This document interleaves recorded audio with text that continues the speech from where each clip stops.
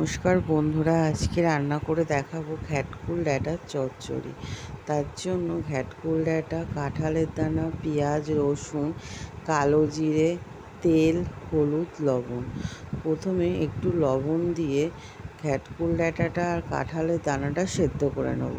এবার সেদ্ধ করে নামিয়ে নিয়ে কড়াইতে তেল দিয়ে কালো জিরে ফোড়ন দেব পেঁয়াজ কুচিটা একটু ভাজা ভাজা হয়ে গেলে বেটে রাখা রসুন, জিরে আর কাঁচা লঙ্কা বাটাটা তেলের পরে দিয়ে দেবো। মশলাটা একটু কষানো হয়ে গেলে দেবো লবণ আর হলুদ।